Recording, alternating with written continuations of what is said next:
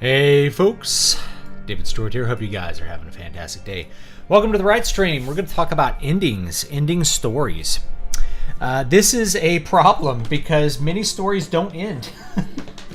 And this is a reason that I don't watch TV, is that it doesn't end. You have something like Game of Thrones that people got really into for how many seasons was it? 7, 8? And then the last season was really bad, and the ending was not what people wanted, nor what they felt like had been set up through the course of the series. And so the result was people were just like, I don't like this. They ended up feeling completely let down. And now I'm not going to say that as an artist you always have to give the audience what they want. Rather, you should think about delivering the story so that it has an ending which is appropriate, memorable, and provides some sort of catharsis to the audience, whether that is a lesson that has to be learned. It could be an important lesson, and that could be like a bad ending with a good lesson. It could be a tragic ending, right?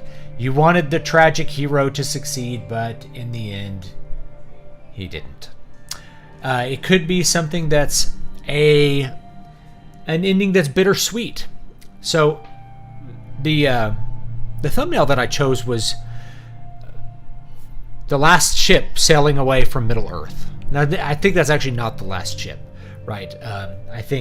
But whatever. It's the ship with Frodo and some of the other elves on it, Elrond and Galadriel, sailing off to the Undying Lands, the Ring Bearers, leaving Middle Earth behind. There's a bittersweetness to that ending, even in the movies. But there's an even more important kind of bittersweet ending to the books of Lord of the Rings, where they get home to the Shire, and the Shire has been wrecked. Right, it's been destroyed by Saruman, and they have to retake the Shire. This is an important ending. This doesn't spoil the eucatastrophe, as C.S. Lewis would call it, the eucatastrophe of destroying the ring and restoring the king to power. Rather, it is the necessary culmination of the hobbits moving kind of with those four that went on the adventure from a passive and helpless people to a people who are self-actualized and who are able to understand the value of what they have. The value of the Shire can't be fully reckoned until it's taken away from them, and then they really understand like how awesome the Shire is. Nor is there a lack of meaning in Sam's healing of the Shire, right? He's been given the tools to heal the hurts, and that's an ending that's bittersweet, right? They don't just now they sail off into the sunset at the end, but that's a really painful ending because it's the breaking of friendship, right? It's the final breaking of the Fellowship is when Gandalf and all the others finally leave Middle Earth. There's an important depth to that. Is it a perfectly happy ending? No, but it's the correct ending. It's the ending that contains all the meaning that's necessary for the piece to come to its proper conclusion. That is to say, we have races moving into their appropriate authority, we have people moving into their appropriate authority, and we have the former authorities going off to their rest, having labored long on Earth, right? The problem I usually have with a story with no ending is no story at all. That's the problem I usually have with most TV series, is they just don't end. At least the modern kind, right? If you're talking about an episodic series like Star Trek, each episode has an ending. There's a resolution to the story. Soap operas, however, are designed to never have an ending. There's always some conflict that's up in the air. There's always something left to be resolved. So as a result, you never really get that conclusion that you're looking for. I don't love that. That's the thing that I don't like about soap operas. And indeed, that's why I find George R.R. Martin's writing somewhat tiresome, especially once you're aware of the tricks that he uses to get where he's going. Right? Once you're aware of his shifting perspectives to avoid resolving anything, you realize it's basically like a soap opera technique.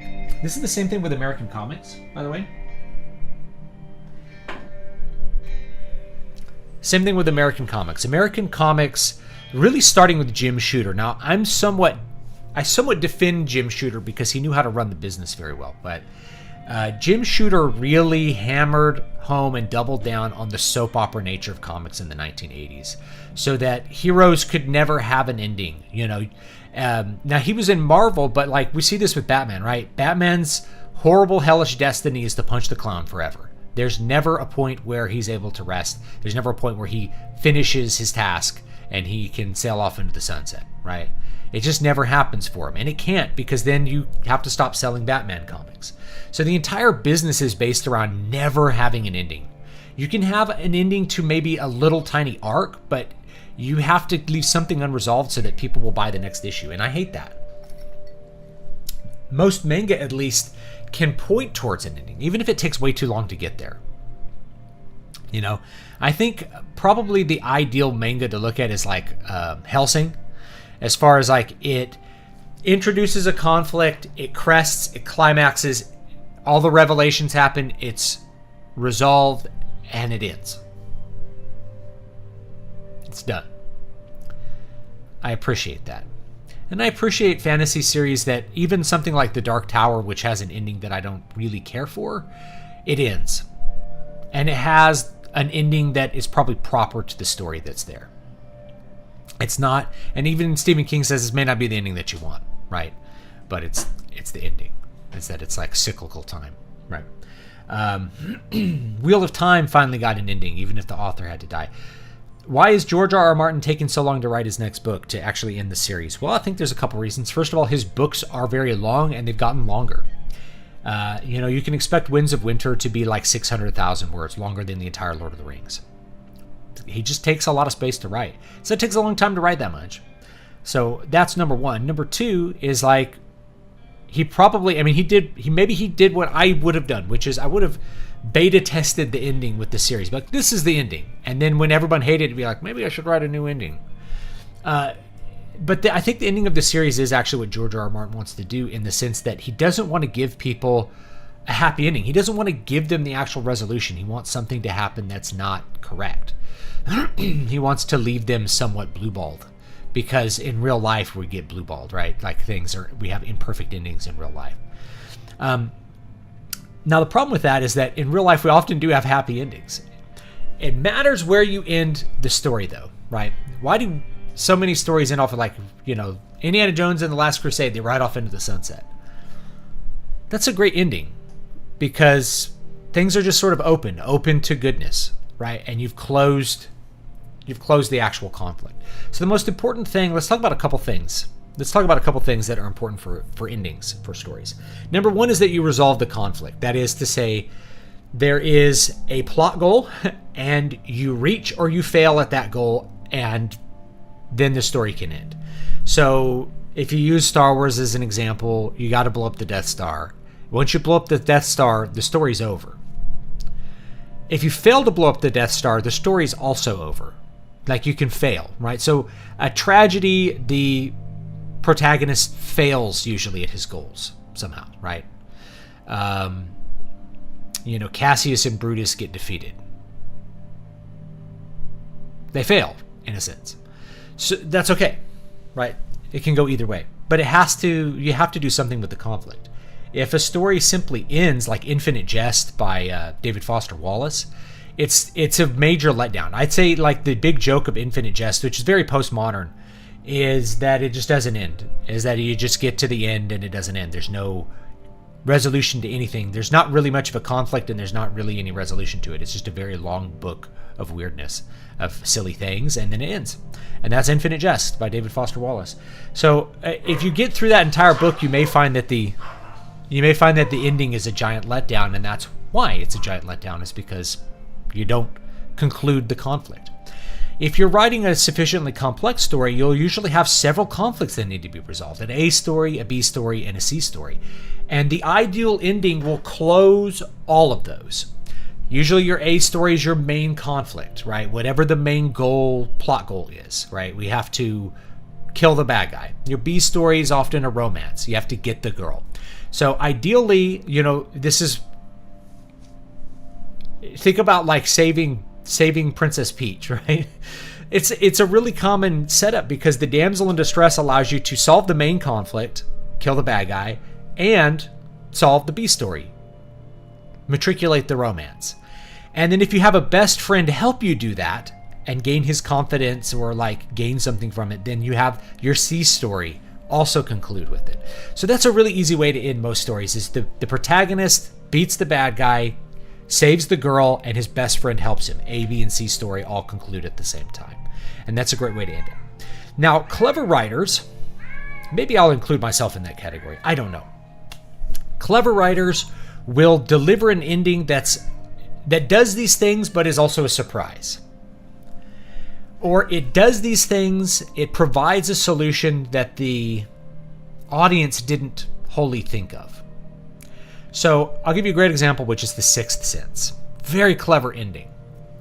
So with The Sixth Sense, the resolution is not that he helped the kid, right? That's the main resolution, is that he helped the kid.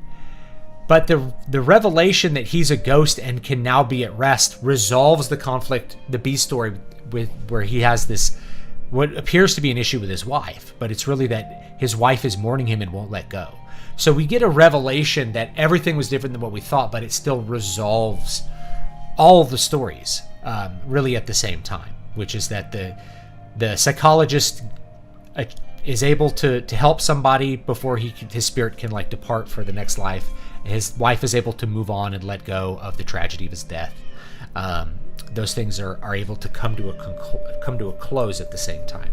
Now, I've done this with some of my books. I don't want to give away the endings of all of my books, but one of the things I like to do with an ending is provide a closure to the main plot that is just a little bit unexpected, or reveals things that are not fully expected by the characters, at least when they get to the main conclusion.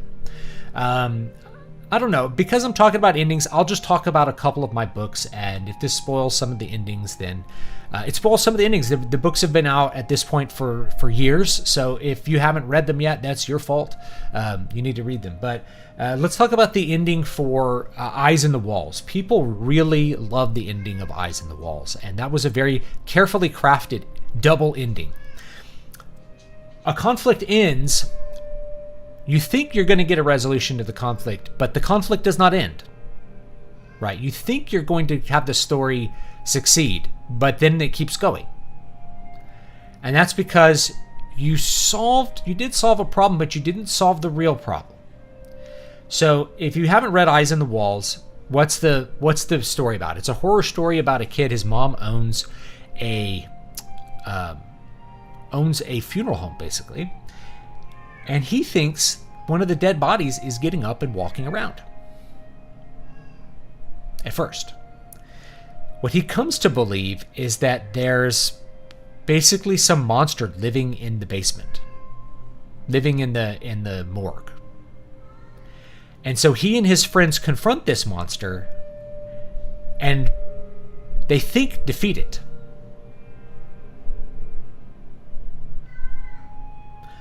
But his horrible nightmares about this monster coming and touching him and trying to eat him at night don't go away. His nightmares don't dissipate. And that's because his nightmares weren't of the monster. The monster was real. The monster was real the whole time. He never imagined it. He wasn't crazy.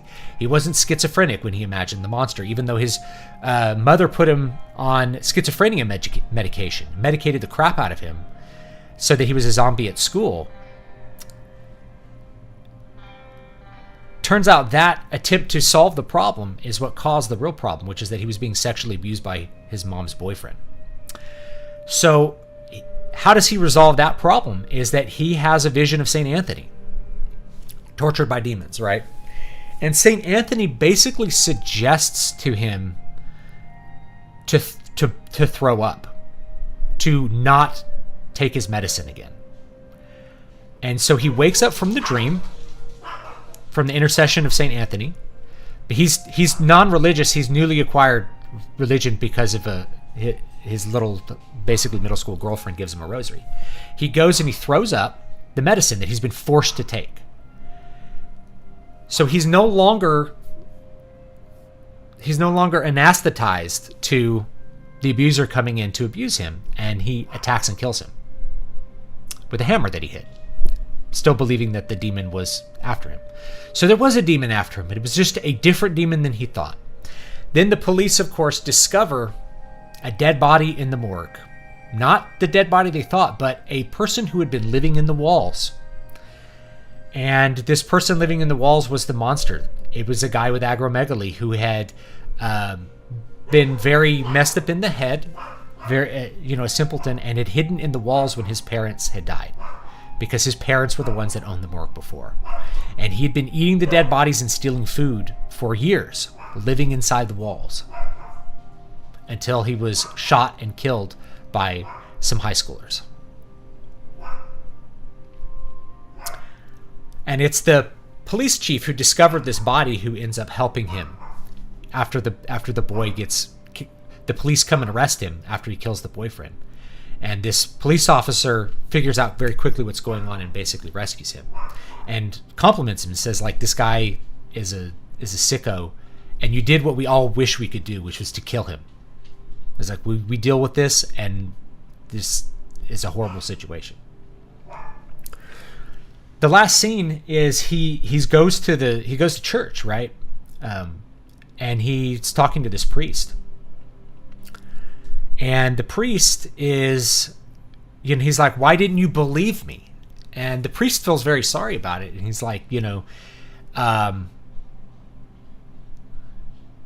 basically, the priest apologizes to him. He's like, I didn't realize that it was real, but it turns out you weren't actually attacked by demons, even though I had been an exorcist. Is that you had other things there. And he's like, well, why did God allow this to happen? It's like, God also provided your intercession and saved you from this. So why does God allow bad things to happen? He's like, you're in church now. You're here with me now. Would you be here if all of these things had not happened? Right? So it's an interesting question about how evil, there was still intercession to stop the evil. But the evil had been allowed to happen because if the evil had not happened, he would have lived an agnostic life and never known about church. So it's an interesting conclusion with the question of what is actually the real problem of evil, not Hume's problem of evil, which is that, like, how does a good God allow bad things to happen, but rather how can God, who is infinitely good, not obliterate evil with his goodness? And that's because the evil turns people back towards the good in certain circumstances. It can, right? Is that events happen because bad things can happen too. So there's an ending. It's a really interesting double ending. So I've never really talked about the analysis for that ending. I really like people to read it and experience it on their own because there's some real surprises there. And I had spent the entire story setting up that double ending with a lot of uncertainties. People call that book a schizophrenia simulator, and so it is, except the character doesn't have schizophrenia. Rather, what he has is extreme trauma from abuse, as well as a real monster living in the walls, doing gross things. It's real. The monster was real, and both monsters were real, but neither one of them was imaginary. Neither one of them was merely spiritual. They were both physically real.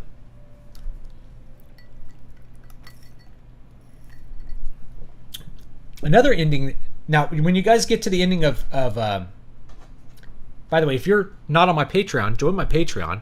You can read the next. You can read the next book for free. King Leper. King Leper has some interesting endings that I think people may end up liking. If you look at a book like Water of Awakening, which I have over here, which has been free for one of the months on Patreon.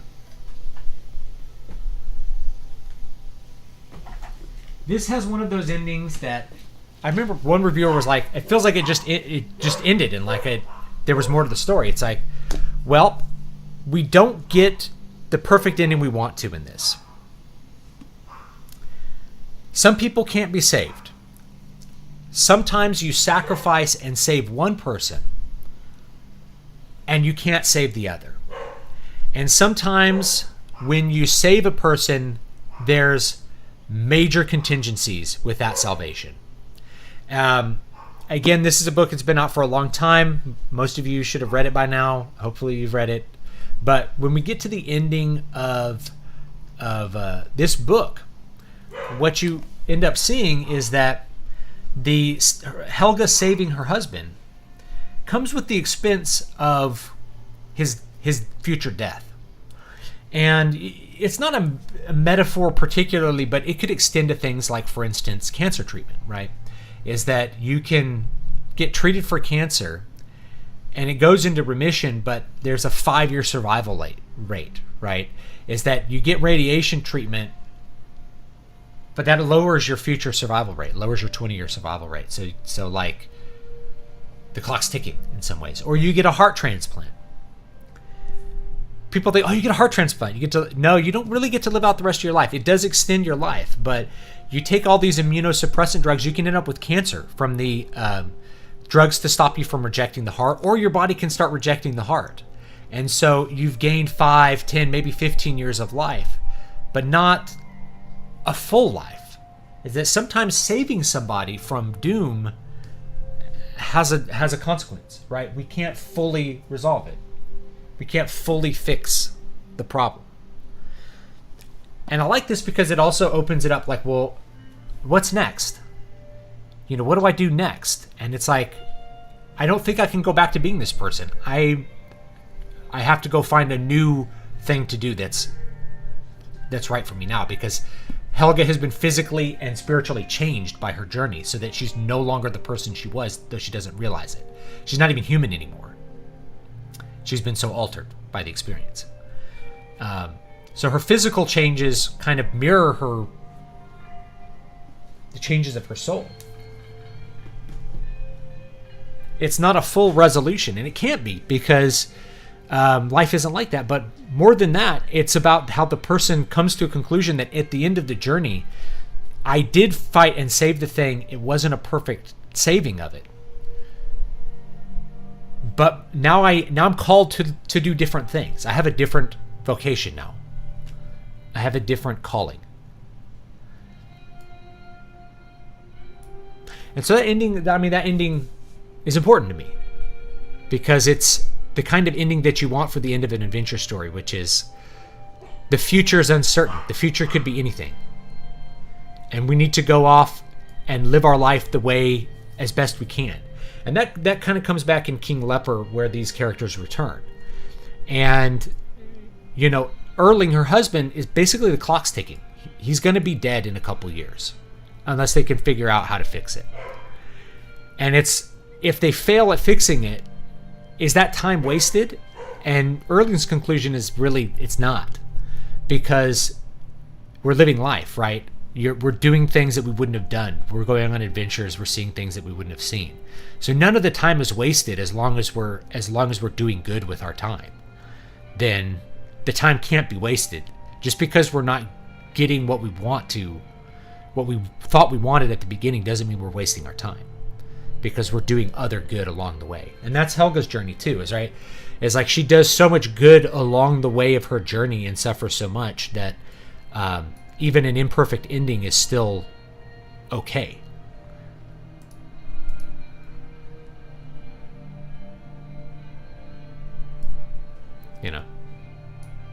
Sounds almost like the ending to Baldur's Gate 3 Hag Quest. The lady who you're trying to save has to give up her child to save her husband.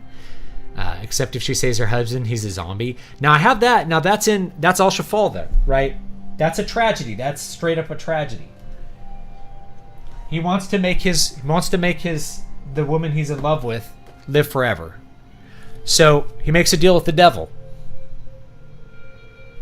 You guys know how deals with the devil work out. You don't have to have me tell you how deals with the devil work out. Makes a deal with the devil. Makes her immortal, but she's like a evil lich, right? It's really bad. So it turns out much worse than he thought. Again, this is another ending where it's like, shouldn't we be able to fight and defeat the bad guy? The bad guy wins. He gets what he wants. So he thinks. But as soon as he captures the precious artifact that he spent so much effort for and puts it on his head, it destroys him.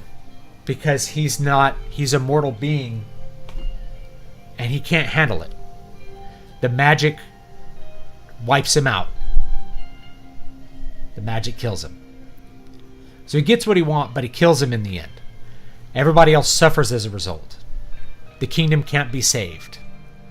The prince is on death's door and has to escape into basically the Fey realm, where he can continue living. You know, so I have a lot of endings that are like that. Why do I like endings that are like that? Well, I like them because if you just give people what they want the whole time, then they'll be bored and they won't really remember the story. There has to be some surprises. Either there have to be surprises on the way to get the ending they want, or there has to be a different ending from what they want when they actually finish the ending. Star Wars Episode 6, right? Return of the Jedi has a great ending. We save Darth Vader, but we can't really save him. He dies. So you conclude the conflict in a great way, but it's not necessarily what everyone wanted.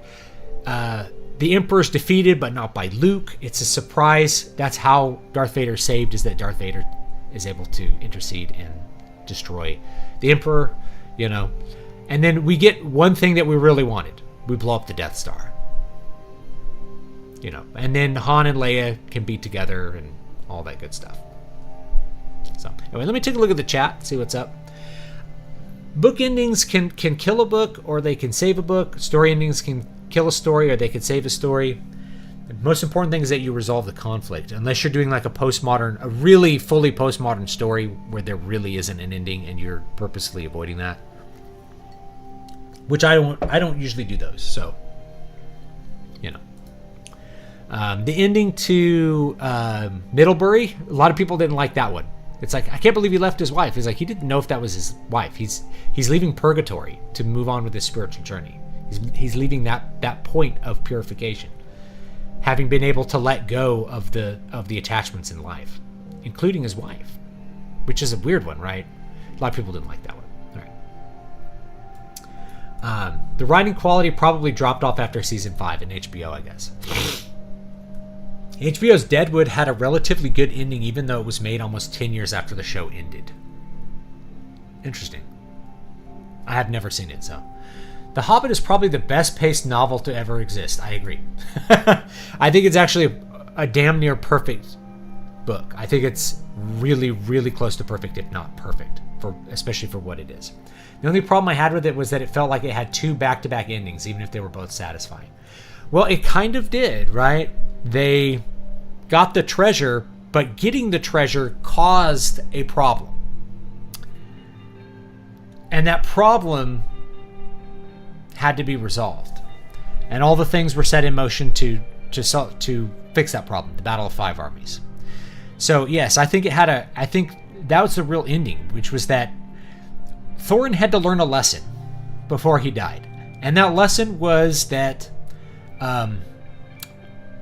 gold, and you can't take it with you. He had to learn the lesson of the Everyman, is that gold and silver are not of any worth when you're dead. You love these things because your fathers made them, because you made them. Dwarves love the work of their own hands. But they would have been a lot happier if they lived a life like Bilbo, quietly smoking his pipe and tending to his garden and managing potatoes or whatever he does, right? So Thorin has to learn that lesson and then pass on. And Bilbo has to learn the lesson of valuing his life at home through having an adventure. Is that the adventure was worth having, but through the hardship of the adventure, I realized how awesome it was to just sit at home in my hobbit hole and smoke my pipe. And that's the final scene, is him and Gandalf smoking pipes and just relaxing. Having that moment of relaxation after an adventure. And knowing how perfect it is. Bilbo never valued it before he went on the adventure. So all of those things have to happen to close the conflict. It feels like Dune never ended only because the novels just keep getting too weird and I drop off from reading. Dune didn't end. So Chapter House Dune actually ends with a cliffhanger. And I don't even remember the plot correctly. So once you get past God Emperor of Dune, okay, let's talk about Dune. Sorry. Excuse me. The best book to stop reading in the Dune series is Dune. If you just read Dune and stop, that's the best place to stop. It's the only book that has a really great ending, is that first Dune book. That's why it's the most popular. Dune Messiah is probably my least favorite of the series. Not because, like, Blind Paul. It's actually, for how short it is, it's very boring. It's just very long people talking. I don't like it very much. Children of Dune has an okay ending. God Emperor of Dune is the next best place to stop. Because when you get to Heretics of Dune and Chapter House Dune, there's like a third book that Frank Herbert didn't write. Now, I think Brian Herbert finished it with Kevin J. Anderson. I think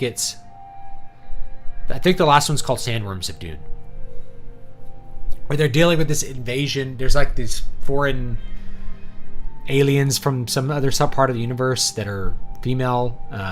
Maybe they're female humans. I always thought they were, but anyway, they're like, they are invading, and you have to deal with that. So really, it's you're starting a new conflict arc after God Emperor of Dune. So God Emperor of Dune is a good place to stop, I think. I have affection for God Emperor of Dune. It's a very weird one, but you're right. It does get weird and weirder and weirder. Buffy, Justified, Breaking Bad had endings. Yeah, those are older, though. And Buffy the Vampire Slayer was episodic. Breaking Bad was in many ways episodic, but it did have an ending. Deep Space Nine had one of the best series endings that I can think of. It was really good. I didn't love the ending of The Next Generation. However, it didn't really matter because it was episodic, so it didn't really need that. Each episode had a conclusion and an ending. You didn't need a big series wrap up because it was really about each adventure. House. I haven't watched House in a long time. I've learned to appreciate a finite story and a well-crafted finale rather than just adding more fluff to keep the characters and setting alive. Eventually the life looks more like undeath. Even Crime and Punishment has a happy ending. Yeah. I mean, Brothers Karamazov has a happy ending. A really good ending. The ending is about the characters learning the value of, like, active love. Of, like, real charity. The sons. The sons of Dmitry Karamazov. Who was... one of my favorite lines was like... He was sentimental. He was sentimental and evil. Deus Ex is probably the most common ending made by poor writing. I don't remember that. In video games, the problem isn't always the ending. It's the fact that they have to piece out the story because they can't just sell you the whole game for $50 anymore. Yeah. Or you could do what Final Fantasy 15 did, which is you sell them a bunch of little interquel stories and backstories for DLC. The episode Arden or whatever, backstory stuff. The crappy thing about Final Fantasy 15 is, like, if you really want to understand the entirety of the story, you have to play, like, episode Arden. You have to play some of these DLCs to know what the hell is going on. It's like, hey, this character went off and did this thing. And it's like, and now he's back. It's like, do you want to play the DLC? It's like, why is that not just in the game? Is it important? And on some level, I realized with Final Fantasy 15, it's not important. The episode where what's his name? The big dude. It's not that important that you go do his little side story. It's just not. It's not that important. I think episode Arden really explains what the hell is going on. It's almost necessary. I didn't do it. I didn't play it live, but yeah. Actually, Final Fantasy 15 was one of those games that I really disliked it when I first started playing it. And then I played it on stream and I ended up really liking it. I have a lot of affection for Final Fantasy 15. I ended up really liking the story. And I ended up really enjoying the gameplay and the aesthetics after a while. What do you think about the ending of Stalker? I don't know. I don't remember it. The video game Stalker. I'm trying to remember what happens in it.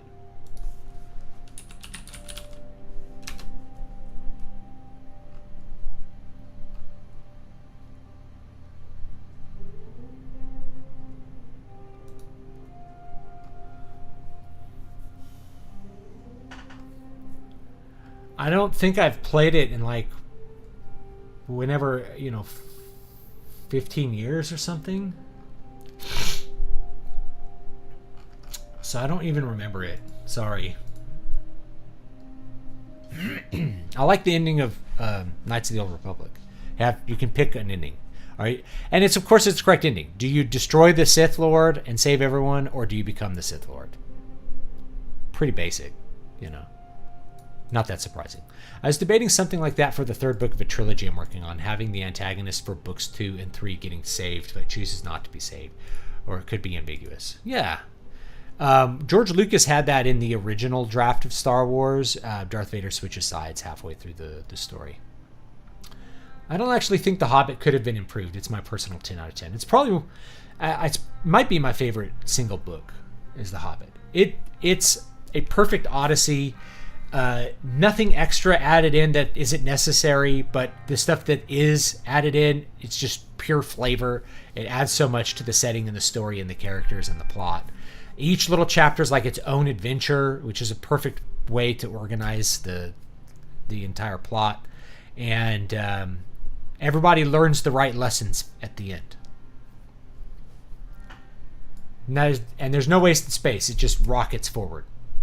Just rockets forward. I was moving it like here. Hold on, check it out. I can get my little camera to shake.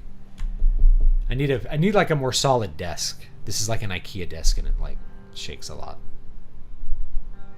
I think one could read the first Dune novel and be fine. I agree. Now, this is very controversial among people who are big fans of Dune, but hey, I like to take a step back and be like, I'm not going to be a fanboy and say like, no, I worship this. Like, for the average reader, you need to stop at the end of the book and be like, am I satisfied, or do I want to just do I want more? And if you're satisfied, be like, cool, I'm not going to read any more books. That one's good. What do you think of Lester Dent's rule that the hero should always win through his own skill, not through external help or an act of God? Well, I mean, it doesn't fit with classical stories. Very often, the help of the god is what allows the hero to triumph. Now, it's not that we have this dumb thing that we call Deus Ex Machina, right? Deus Ex Machina, the god from the machine. Where we get upset that there's something that, like a tool that's provided to the hero that allows him to get past an obstacle. But that's present in a lot of classical stories, right?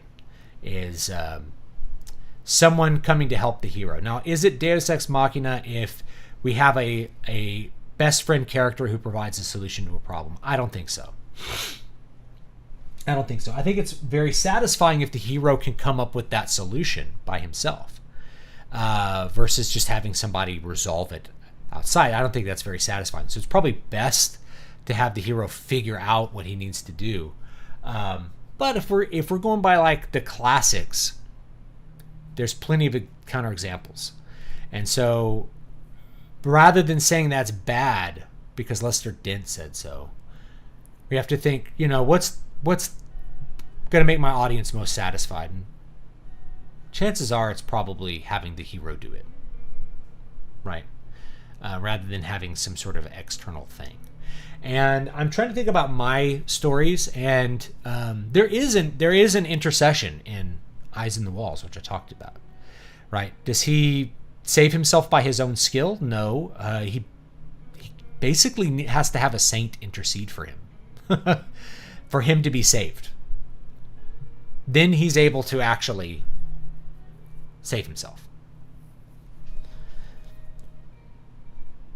And in fact, like in a lot of stories, you could have a story where What the hero has to do is give up his authority to God in order to resolve the conflict.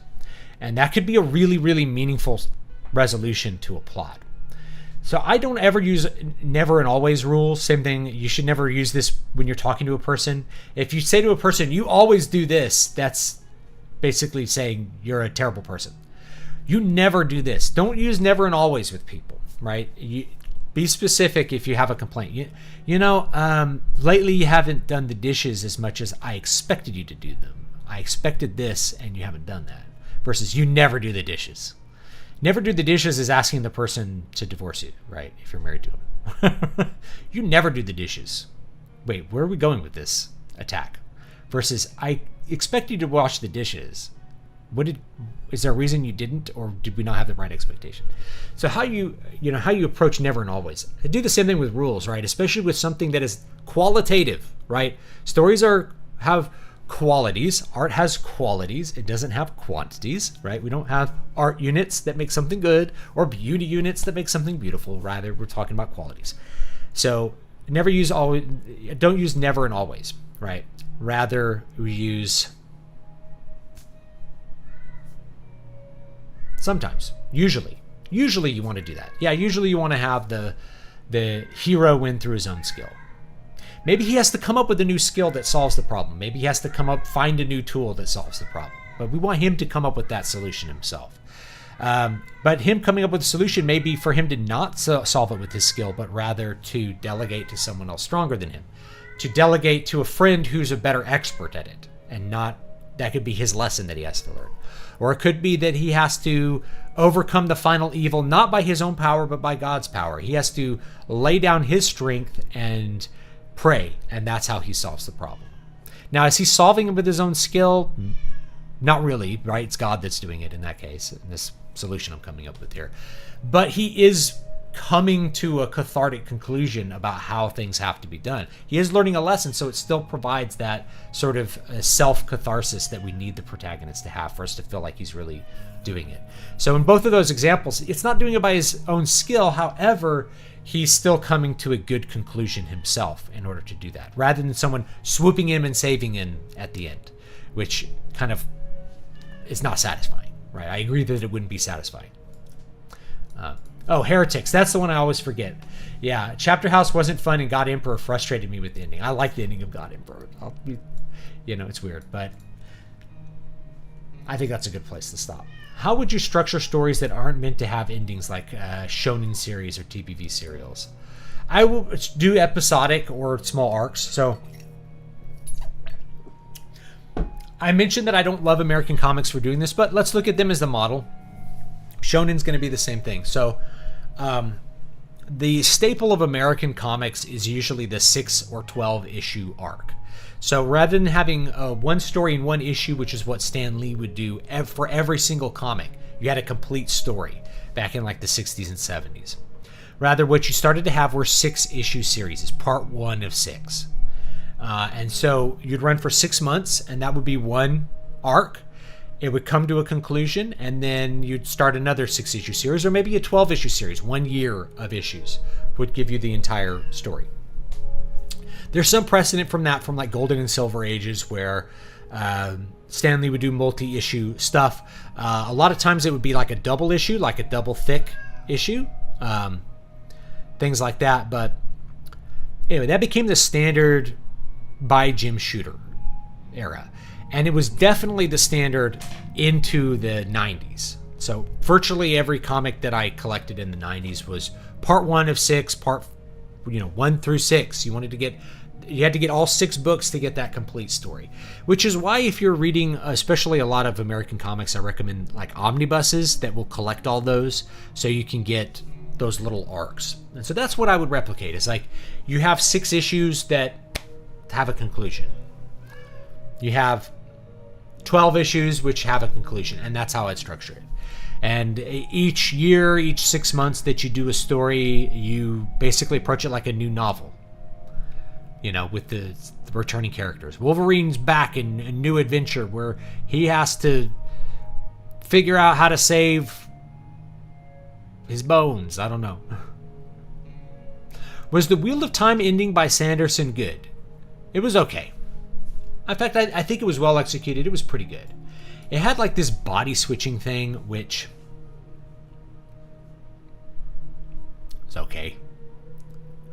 You know, it kind of gave people what they wanted, but in a different way. I don't know. By the time the ending came around, I just wasn't super invested in the series or any of the characters at that point. I didn't care that much. Basically, books 6 through like 10 had just been like so boring with nothing happening, like nothing getting towards the... Are we going to defeat the Dark One? Is the Great Lord of the Dark going to ever get out of his prison? Are we going to kick his ass? What's going to happen? You know. There's a funny video from the YouTube channel Generic Entertainment about differing opinions on where to stop reading the Dune books. Yeah. I think you can make arguments in any direction. I think the best Dune book... I don't know anybody who likes any book more than the first Dune book. I've never met a single person, the biggest fan, I've never met the biggest fan who thought any book besides Dune 1, just Dune, was the best book of the series. If you're that person, please let me know, because I'd love to have your opinion on why you think Chapter House Dune was so great, or God Emperor of Dune, or Children of Dune, why those books were so good. No one likes Dune Messiah. I don't like Dune Messiah. That's my least favorite. My least favorite is probably Dune Messiah. I just don't like the way it's written. The owls. Do I have owls? Woo! Someone hearing owls?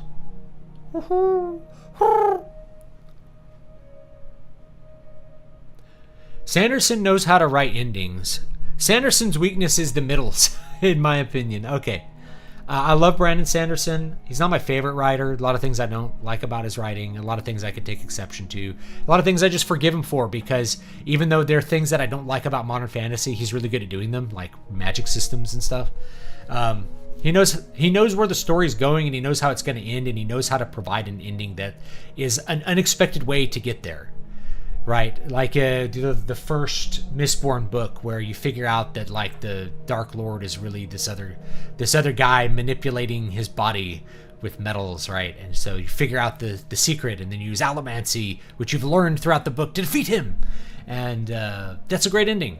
It uses all the things that he set up. It uses the magic system and the intricacies of it to provide a solution to the plot, which I love. Sanderson is excellent at that. Where I think he's not good is book 1 is always like really good. Book 2 is like no. and if it's like Stormlight Archive, book 3 is like nigh unreadable. He's getting into Robert Jordan territory with Stormlight Archive. And it's funny because I consider Way of Kings like one of my favorite fantasy books. Kind of like Dune, right? Like I consider Way of Kings one of my favorite fantasy books, but I really don't like the sequels at all. I don't enjoy them. I didn't enjoy where they're going, and I find them boring to read. I find them really boring. So, a truncated Dune Messiah, but incorporated into the first Dune as a singular book would have been ideal, maybe. No, I disagree, and the reason I disagree is because no one would have liked the ending of Dune Messiah if it was in the first book. They would have been like, this book sucks. Right? The publisher was correct. We have to give people the heroic ending where Paul gets his revenge, where Paul gets everything. Because we love him. We got to give the people what they want. That's part of why the first book is so good, is it has an actual ending and resolution. And it's an ending and resolution we like. And it's an ending and resolution that's been set up from the beginning. And it's one where everything comes together to provide a solution, to provide a conclusion for every character. Whether it's the evil Harkonnen, or it's the naughty emperor manipulating things to try to weaken the strongest houses, or it's Paul, or it's the princess getting married to Paul, right? All those things are like perfect solutions. That's why the book is so good. No book provides those kinds of solutions. No book provides those conclusions the way that first book does. That's why the first book is so much better than all the others. It's just a better story. It's better written. its plot is better. The characters are generally better. Although I think there's great characterization in Children of Dune and in God Emperor of Dune.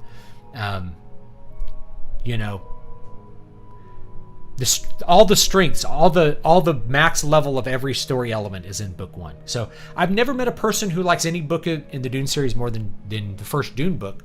So maybe it's one of those things where like, it's no matter what, it's downhill. The question is, how far down the hill do you want to go? Do you want to go Children of Dune down the hill, or do you want to go Chapter House Dune? What are we doing now on this Bene Gesserit planet thing? Level of Dune. How far down the hill do you want to go? I don't know. It depends. Some people are like, I want more until I'm bored, and that's good. Some people are like, I will read it all no matter how annoyed I am with it. Those are ideal readers. You guys should read my books, right? But anyway, you get the idea. From what I've heard, Denis Villeneuve is very fond of Dune Messiah. He wants to adapt it and make it the final movie of the series. Okay. He's got such a boring style, man. I think it works for Dune. It'll probably work for Dune Messiah. If he makes a Dune Messiah. But he sort of like gave his hand away in the first book. Didn't he write Messiah because he needed to undercut his own storytelling? That's the legend. The legend is he hated how people liked Paul, so he had to make Paul bad guy and send Paul off into the desert to die.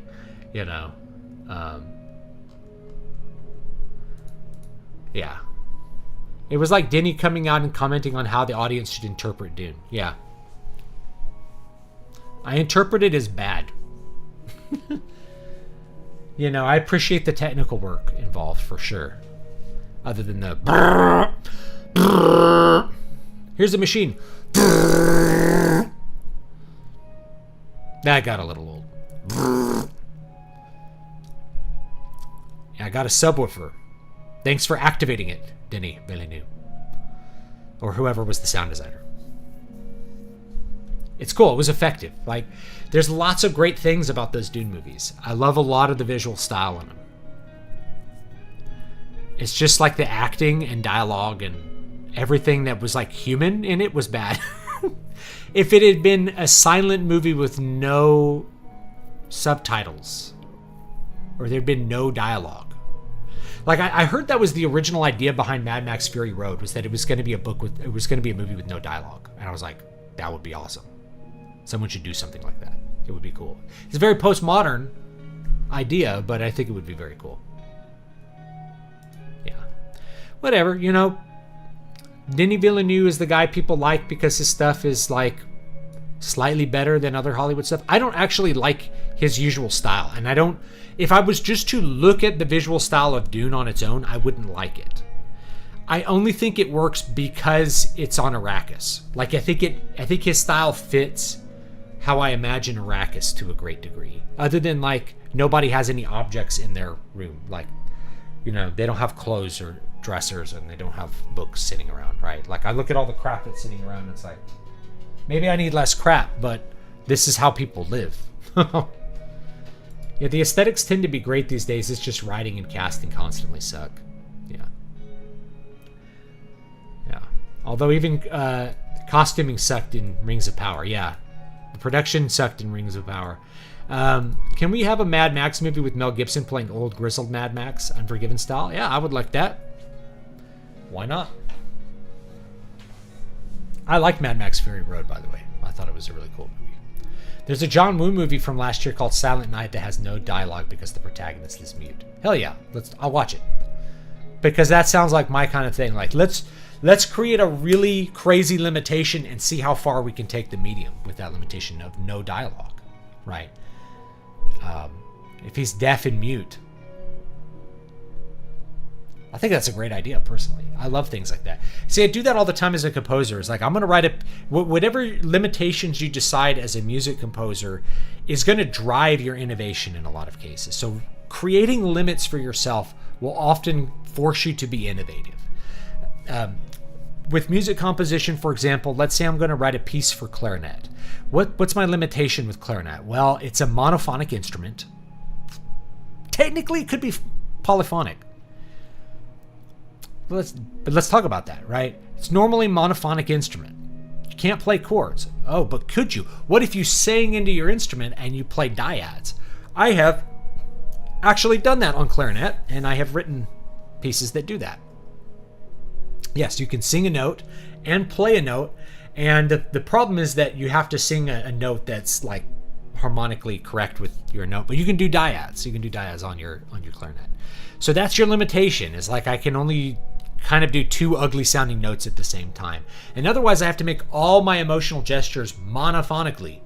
That creates a really profound limitation. So you have to really focus on your melodies. You have to really focus on how you're structuring your leaps, where your leaps are in your steps, how you're creating tension with maybe a leap up, ba ba ba, right? Like somewhere over the rainbow. That has this really great leap that creates this sense of expectation. You have to hyper focus on that when you're writing monophonically.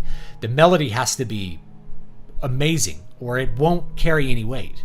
So just writing a solo clarinet piece, clarinet all by himself, will force you to do things that you maybe wouldn't think to do if you had a piano and you could play a bunch of chords and thinking, I'm going to play all these harmonies. It's like, how can you communicate harmony monophonically? You have to do arpeggios, ba ba ba bum. You know, that's the only way to do it. So creating limits on yourself can force innovation. I'm going to write this piece pentatonically. I'm just going to use these black keys. I'm going to write in E flat pentatonic. Black keys. How can I create this tension and release with only 5 notes? I don't have a 7th. It's a challenge, right? But putting those limitations can be really, really exciting, and it can create a lot of innovation. So one of the things that's interesting, because Sound Engraver's in here and I know she plays violin, is that your violin, the way it's constructed, same thing with cello, viola, contrabass, monophonic instrument. But you notice when you start playing solo violin pieces, you got a lot of double stops, right? It can be a harmonic instrument. It was really designed for ensemble play. But, you know, even Bach knew this. Hey, we can play dyads and we could play arpeggios, right? That go to like a dyad to give the perception of chords. We can make an instrument that's really set up to play one note at a time into a polyphonic instrument, into a harmonic instrument at least. Playing polyphony on violin sounds insanely difficult, but like doing double stop polyphony, right? And you have to have the bridge set that way so that you can actually use a bow, right? Whereas a guitar, you can play harmonically because you can have a flat bridge basically, because you're playing with your hands. So there's no limitation to your double stops. You can play sextuple stops with 0 limitations on guitar. But having the limitation of a violin means like the most you can do is probably a double stop. A triple stop is possible, right? You can do a triple stop. I've seen quad stops, but usually you play quad stops as like a sweep arpeggio. Yeah. So you look at Paganini, like how far did he take violin technique? Really far. Those limitations can create incredible innovations. And it's also why just having a high budget for a film doesn't automatically make it good, even visually. Godzilla -1 had a tiny budget compared to the Hollywood movies, and it looked better, and it won an Oscar for best visual effects. It was so good it won the Oscar on a tiny budget. Well, within that budget, you have to really think about what you're going to do with it. It turns out in Godzilla -1, there's not a whole lot of Godzilla. And that's perfect because it's a human story. So the focus is on the humans. And by focusing on the humans, you don't have to spend a lot of money on an hour and a half worth of effects shots.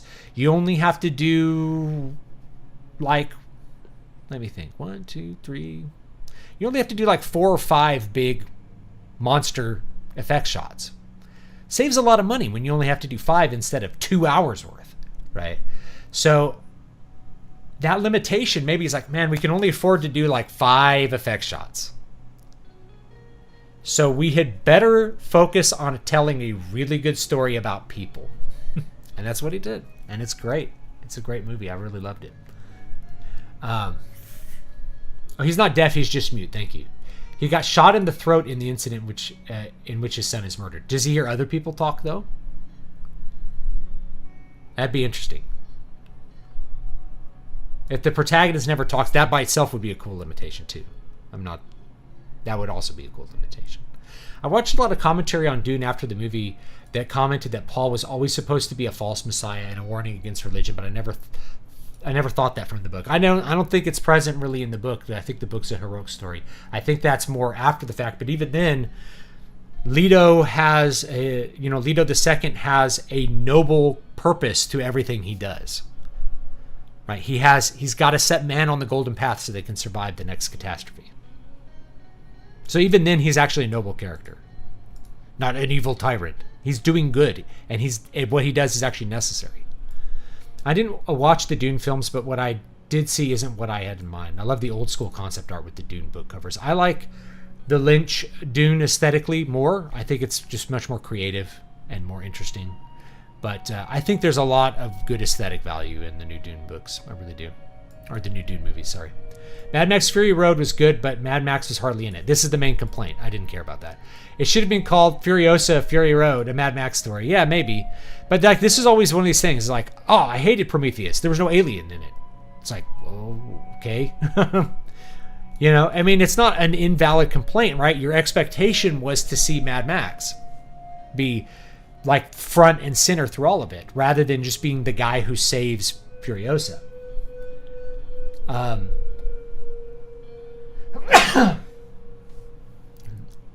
I get that. You're not wrong for having that expectation. It's just a funny thing because I don't think that can actually make the movie bad on its own. I think it's a great movie if you take it just on its own. And like all my family and friends that saw it, they're like, my uncle there was like, this is the best movie I've ever seen. This movie kicks ass. He never cared that Mad Max was not protagging a whole lot.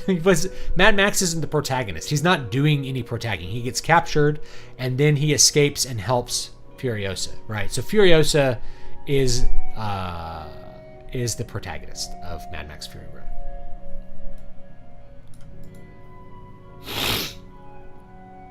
No more terrible disaster could befall your people than for them to fall into the hands of a hero. But I don't know, if we look at the great man theory of history, it's pretty clear great men do great things and cause good things. So if we look at Augustus, I'm going to go on a rant here about the Romans. I do this often. Here goes Stu. Somebody said something, and now he's going to talk about the Romans for an hour. Somebody shut him up before he starts talking about Caesar and Augustus again. But let's talk about him, okay? Julius Caesar potentially really saved Rome, though it came at the end of a painful civil war. The Republic wasn't functioning. It really had to have a dictator to function. We have to be honest about that, okay? Politically, it no longer functioned, and that's partly the limitations of the time, right? You have a city trying to rule all these other lands through a republican form of governance, but only in the city, and with originally no Italian representation at all. Like, all the Italian cities just didn't have a say either. They had to fight a war over that. Anyway, that was all like 2nd and 3rd century BC stuff. Anyway, Augustus had to fight 2 wars. He had to fight a war first against the murderers of his adopted father, and then he had to fight a war against Mark Antony. He killed Caesarion, right? Like Cleopatra's son, supposedly by Julius Caesar, who would have had, at least in people's minds, a claim to the princeps, to being an heir of Caesar. All of these things you can say are wicked, but what was the result? The result of Augustus the Great Man was the Pax Romana, the Peace of Rome, where the emperors for hundreds of years were at risk. But the common people enjoyed a very peaceful life for the most part. If you weren't actively rebelling against the Romans, you could expect prosperity and peace. And even fortune if you were involved with the legions. The Pax Romana. The great man theory of history has a lot of weight. Augustus came in. He ascended to godhood, essentially, and captured every office in the Republic. And the result was 50 years of peace, plus. The only next major event. And the empire continued to expand into the 2nd century.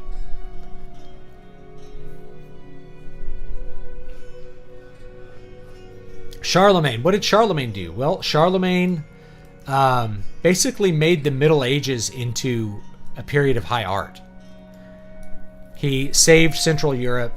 He rooted out heretics. He saved the church in a lot of ways. He did a bunch of really great things, and he created, if not a lasting peace, a culture which persisted all the way until the Renaissance, until what we call the Renaissance. There was a Carolingian Renaissance, right?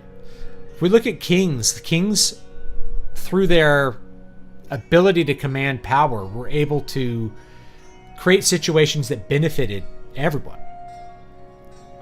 George Washington is a great man of history. Through George Washington's leadership, we were able to have a constitution and have a republic and have a country. Pretty important guy. So when I hear something like that, like no terrible disaster to befall your people for them to fall in the hands of a hero, that's not borne out by history at all. People love this idea of the person gains power and then becomes a tyrant. But really, the great men like Constantine gained power and used their tyranny to create peace and prosperity for people, which they actually like. So when people would see the emperor, they would call out to him in praise for allowing them to have peace and prosperity and not perpetual war. So I don't see it that way at all. Heroes are important. Star Wars Acolyte is more expensive than Godzilla 1. Each episode is more expensive than Godzilla -1. I'm starting to suspect Disney is money laundering. Well, it's a patronage thing. If Brian were here, oh yeah, I forgot to do okay, listen, I'm going to pause this. This piece is called Paralandra. I'm going to link it. Why did I call it Paralandra? I don't know. I just thought about Paralandra while I was writing. Okay, Brian Niemeyer is going to be on the show next week. So I'm going to... Let's pause the music for a second. Okay, so... we are taking a break from the Writestream. We're going to do New Pub Talk next week. I'm going to try to get more people on the show. So if you know someone that has a project that's coming out and would be good on the show, I'm going to have them send me a message on Twitter or something. I'm going to try to get more people on the show again, right? More independent artists. So we're going to do New Pub Talk for a while. Which I think is a really, really good use of my time. It's the reason I stopped doing it before is that it was massively unpopular. No one watched it, right? And that's okay. I need to sometimes take a break and really focus on promoting other people and promoting art. And even if that's not as immediately popular to people, I'm hoping to have good conversations with people that'll be entertaining, and I'm hoping to provide a service to everybody by exposing us to more art. So I'm going to do that. So we're going to have Brian Niemeyer is going to be here next Wednesday at 6:30. Okay. So yes, it's not money laundering. It is patronage.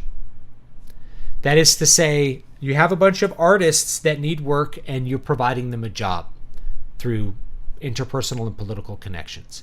And it's not about the quality of the art, and it's not about the budget. It's about providing a job to the right people.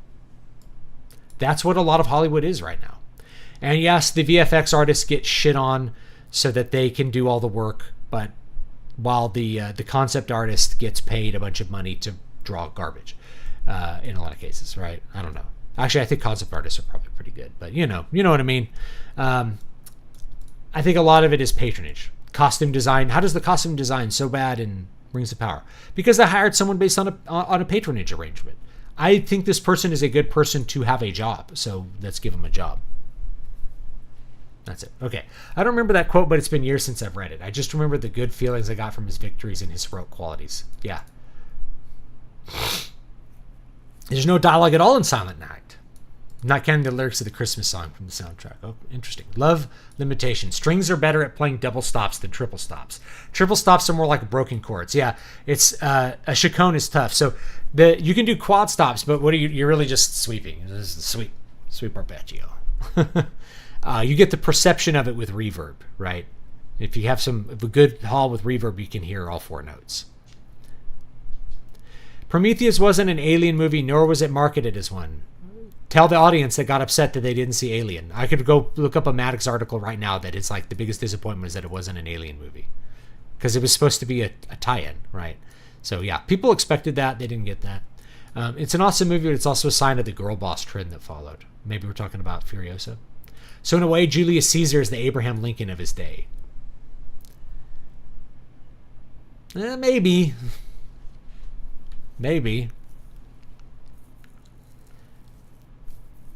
Caesar, I mean, it was Lincoln. I mean, yeah, in a way, I could see parallels there. I could see parallels. Caesar was much more of a tyrant than Abraham Lincoln was, though. We got to be honest. He was also a much greater man. He was personally a general. He personally conquered Gaul. He personally did these things. Right? He didn't hire Sherman to rape his way through Georgia.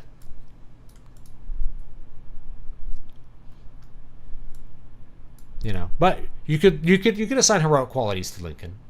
Now, I'm not a fan of Lincoln, but I could see some parallels there. Yeah, Washington's my favorite war hero, but then I need to read more history. Everyone was against Washington, not just the English. Yeah. I enjoy when Niemeyer comes on. He's good. He's always got a lot to say. A lot of Hollywood is who you know, who you worked with before. The twist in Prometheus was that it ties into Alien. Everybody knew that before it came out. I didn't view that as a twist at all, though. I thought the twist was more like the space jockeys actually hate us. And one is dead. Oh, here comes the cat. Hello. Have you been in here the whole time? Here. Let's look at the people. Let's give the people a kitty. Here's a cute kitty. Everyone likes kitties. Mm-hmm. You just needing pets? Or are you wanting to go eat or something? I'll open the door for you. Now you're getting perturbed. She's got the angry ears. She loves her pets. She's purring. She is purring. You could probably hear it. She's purring, but why don't you go? Why don't you go? Go on, kitty. Go on. Go. No, you're not going to go?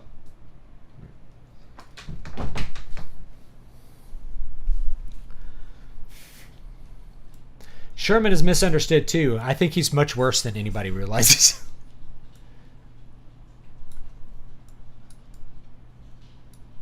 I don't think he was a good general, and he was certainly not a good person.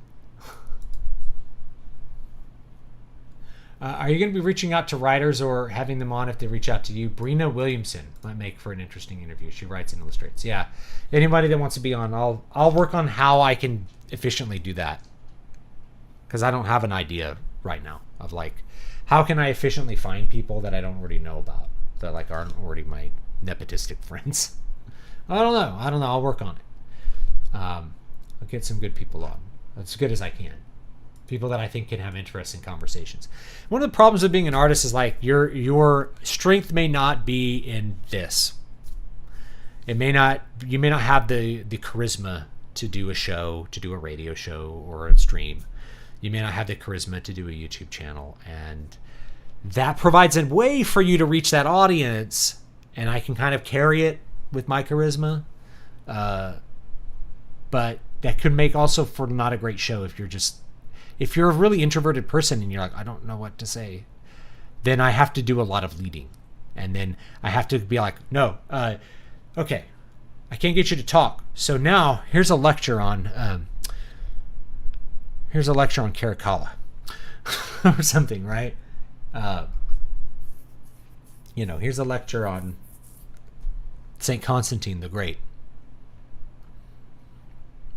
Those sorts of things. So anyway, Dune's an interesting one to think about. It is a bit of a Dune stream.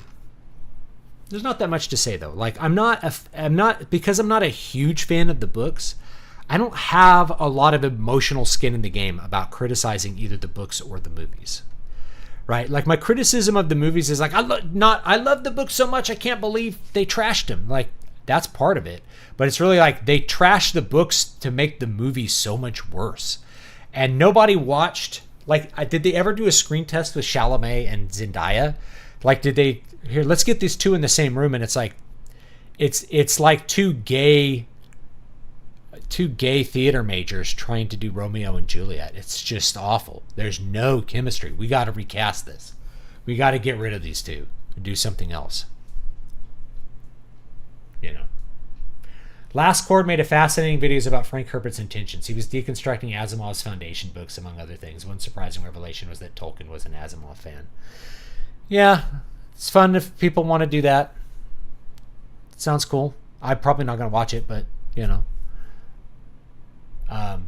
And the thing is, I don't read a whole lot about what authors write about their own work. A lot of times, like, I've read Tolkien's letters, and that's probably it. It just doesn't interest me that much. Soundagraver says, you're right about charisma. I see so many indie artists not interviewed that well. And that's why it's like, you know, I don't want to dominate conversations, but if you're not conversive type, then I have to find something funny to do, right?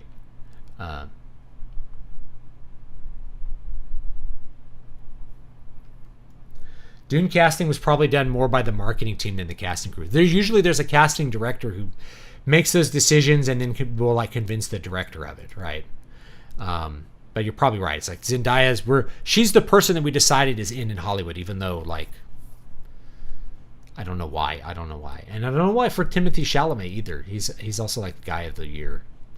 But he's so effeminate and waifish. Like, he's just a terrible choice for any kind of character that's supposed to be charismatic. He just has zero charisma, which is weird for a movie star. He'd probably be good in like a little romantic comedy or something. He'd probably be good in that.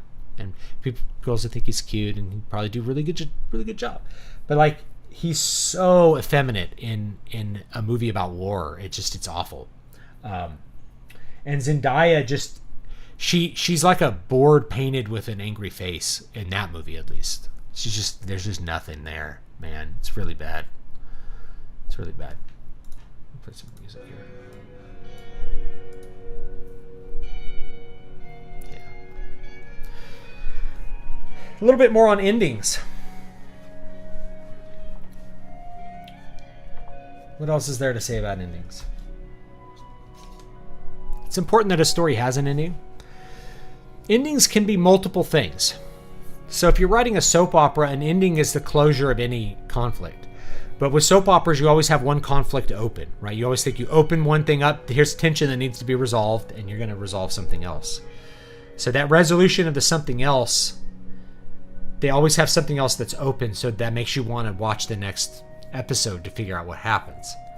And so the plot just sort of wanders around in different directions without any main goal for the characters to achieve, because every character when one character resolves their goal, another character has another goal that has to happen. So if you're wanting to write a book with a good ending, you want all the characters to have their goals be met or resolved or given up on. Something has to close those open plots by the end. And if you're trying to build tension throughout the course of let's do it this way so it looks like a slope on your screen. Trying to build tension across the course of a story, you start with one conflict. Here's a problem that has to be solved. Here's a goal, and we have a goal, what I call a plot goal. As we go through it, to build the tension, we open up more conflicts. We can add more conflicts to it. Or we can heighten the stakes of the main conflict. It's like, this bad guy, we got to beat him. And we got to beat him for increasingly serious reasons. Can be one, right? It's like, as we go through this, the reasons become increasingly more serious. Where he's a threat to me, he's a threat to my family, he's a threat to the village, he's a threat to the world. That's one way to do it. You raise the danger, essentially, of the conflict. You raise the stakes, is what a lot of people call it, right? There's more at stake as you go on. But you can also add conflicts. I got to beat the bad guy. I also am in love with Michelle. And I need to get Michelle to probably love me too. So that raises the overall tension of the story. And my best friend Hi, cat, you're back. She says, I'm back for more. I'm going to lick you while you hold that pose. So as we add that, we add a C story maybe. Best friend has to find something. So in the current story I'm writing on the channel, like the best friend's got to find money, right? He's got like an extra conflict that's going along. When you get to the climax, you have a way that all of those can resolve. We're going to save Michelle, then she'll love me. Or we're going to save Michelle's dad. That'll make her love me, right? We're going to kill the bad guy. That'll get rid of that. And my best friend is going to help me do it, and that will help him to do that.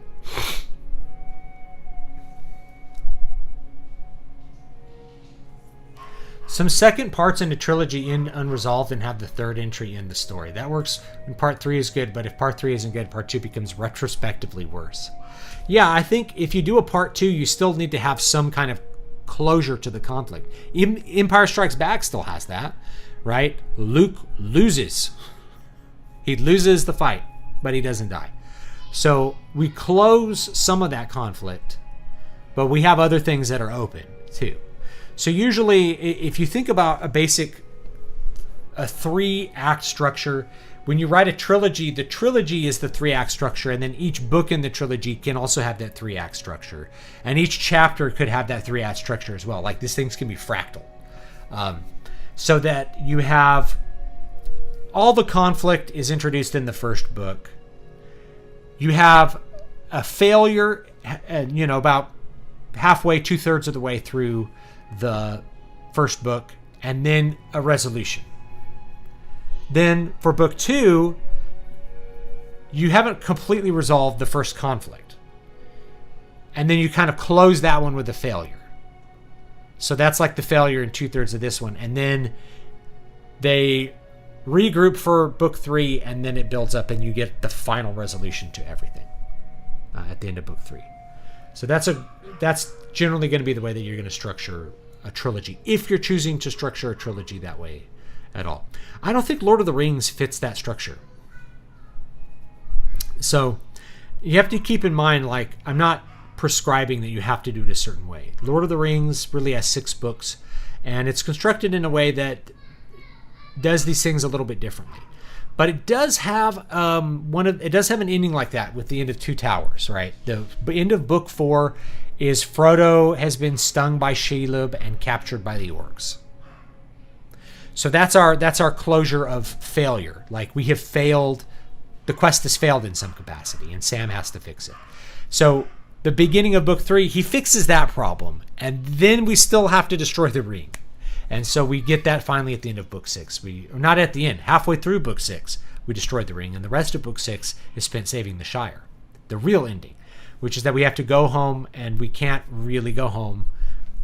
Our home has been destroyed. It's like going back to England and seeing it all bombed out. We have to fix it. However, The Empire Strikes Back would have aged worse if Return of the Jedi didn't work well. The Matrix and Pirates of the Caribbean had weak Part 3 endings, which retroactively ruined Part 2. I actually disagree on both of those. I think both the Matrix trilogy actually had a good ending. Maybe I'm in the minority. I liked the ending, and I liked the ending of Pirates Part 3. I thought Part 3 had a good ending, and I don't think it ruined Part 2. I think it brought closure to Part 2. But really, when we're looking at Pirates, and we're looking at Matrix, actually both of these are good examples probably, is that Part 1 stands alone. Part 2 and 3 are a set. And this is probably true, actually this is true of Star Wars, the original trilogy, isn't it? And this is true of the prequel trilogy too, now that I think about it. Maybe this is a dynamic that exists in a lot of trilogies. Part 1 stands alone. Part 2 and 3 form a set. This is true of Dune. Dune 1, Dune stands alone. Messiah and Children... Cat, you're making me sneeze here, I think. Maybe I'm a little allergic to you, little kitten, or you're dusty. Either way, I'm sneezing. You're very cute, though. Very sweet cat. Dune, Messiah, Children of Doom form a set. Star Wars stands alone. Empire Strikes Back, Return of the Jedi form a set. Episode 1 stands alone. Attack of the Clones and Revenge of the Sith form a set. I wonder how many fit that, now that I think about it. Part 1 stands alone. Part 2 and 3 form a set. The Matrix. The first Matrix stands alone. Part 2 and 3 go into each other. They form a set. I don't think Fellowship of the Ring fits that. I don't think Lord of the Rings fits that at all. Lord of the Rings is much more unified because Tolkien wrote it as one thing. Maybe it's because people write Part 1 not really thinking about sequels, but maybe there's some sequels. And then they get the opportunity to do sequels, and so Part 2 and 3 kind of go together so that you can have 3 movies. I don't think Pirates of the Caribbean should have gone past 3 either. I agree with that, though. I actually agree with that. It's okay if you don't like Pirates Part 3, by the way, or you think it ruins Part 2. I think it actually is good. So, from a story writing perspective, I don't think it should have gone past Part 3. But obviously, from a we need to make money perspective, you're going to do as many as you can, right? You're gonna ride the horse until it dies. Then you're going to beat the dead horse. Christopher Brand, I think in part the first movie has to stand alone because you never know whether the sequels will actually be funded or not. Then 2 and 3 are usually funded together. That's a good point. And I think that also fits my IP death cycle. Part 1 is an unexpected success that allows you to make the next parts. Then you milk it. The writers start to leave, the creative people start to leave around Part 3, and then you milk it until no one's interested anymore, or you can't make a profit. Then it dies, then you reboot it and hope that you go back to that lightning in a bottle and you can milk it again. Go directly back into Phase 3, milk it. Aliens, and Alien 3. A little bit. I feel like Alien 3 is the odd one out. I feel like Alien 3 does have a little bit more to do with aliens, but I feel like that one maybe doesn't fit the pattern as good. A lot of people don't like Alien 3. I thought it was good. Alien Resurrection I disliked. That was one Joss Whedon did, I think. I didn't like that one really at all. Rambo, First Blood stands alone. Rambo 2 and 3 are more like a set. They're more in... All of a sudden, there's something else, right?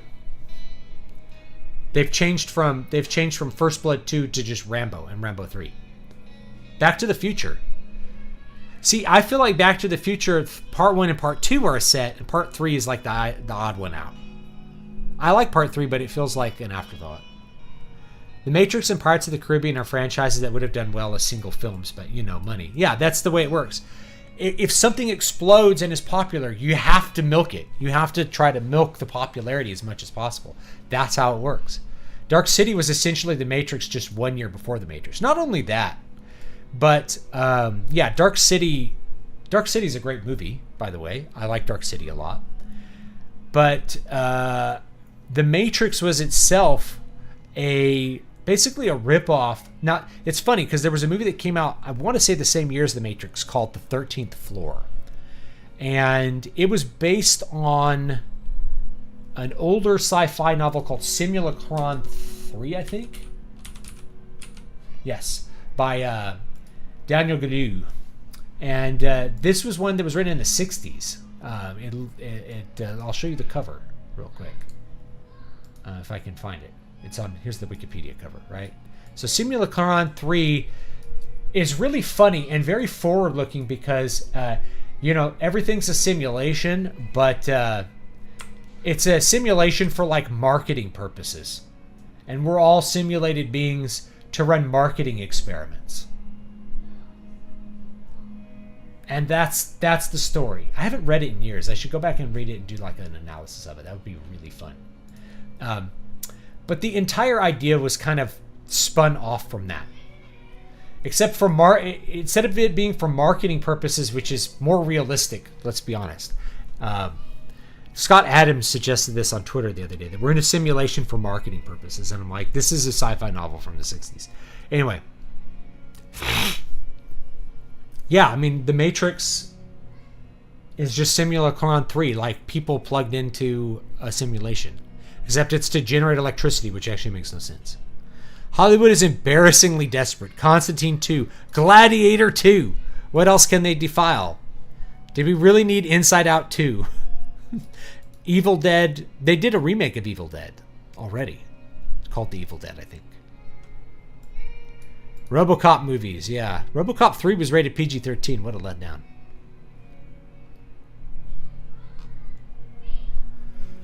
Yeah. Evil Dead was on its own. Evil Dead 2 and Army of Darkness are more like a set. But Army of Darkness is really different from like Evil Dead 2 and Evil Dead, even though Army of Darkness is a sequel. I'm trying to think of some other movies that kind of fit that.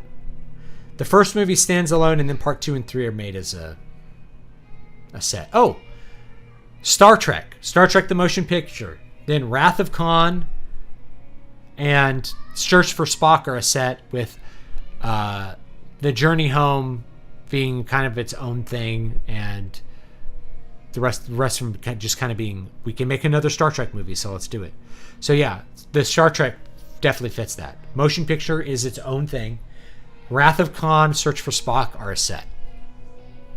Really common pattern, now that I think about it. I'm trying to think of any books that maybe do that, besides Dune. And Harry Potter doesn't do it. I don't know.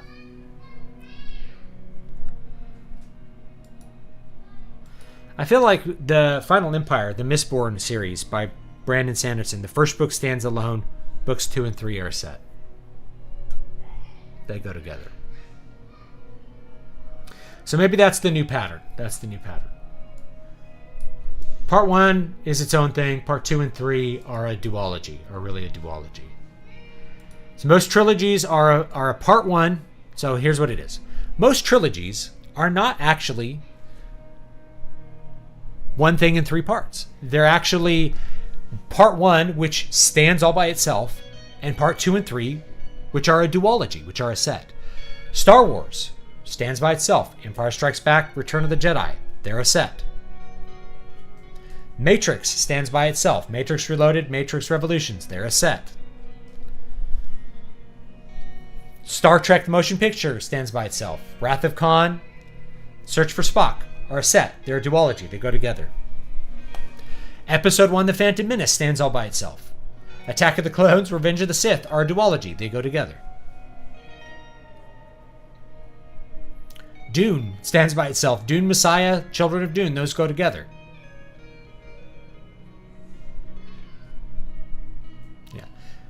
Back to the Future is the reverse. Back to the Future and Back to the Future Part 2 are a set. Back to the Future Part 3 is like, let's make one more.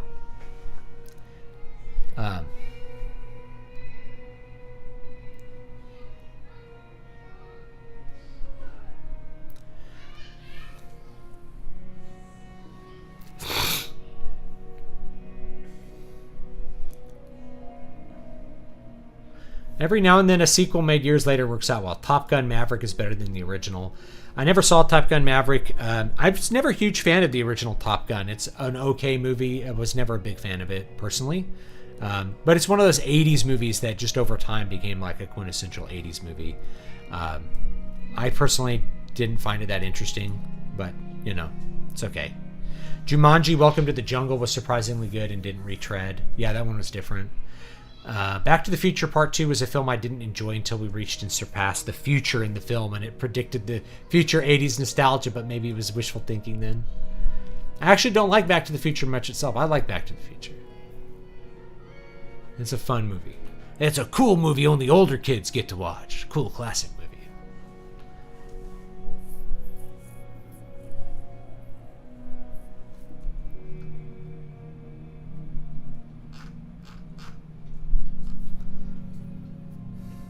The sequel to Top Gun is awful. I haven't watched it. Everybody's like, you gotta watch it. I'm like, I don't care. I didn't love Top Gun all that much. I'm not a huge fan. I don't hate Top Gun, but I don't care. There's very little that I care about. Someone wanted me to watch Zardoz and gave me a tip to do it, so I'm going to do an analysis on Zardoz. I watched some of it again last night. Haven't seen it in a long time. It's a pretty funny little movie. I feel like there's all these auteur movies from the 70s that are really cool that you couldn't make today because you just wouldn't give a director free reign to do all the stuff that you could do in the 70s, and now you can't do that. Half the stuff you couldn't do, like you couldn't make Zardoz now because there'd be like too much nudity, or it'd be too weird. It'd be like you have to cast Timothée Chalamet in it.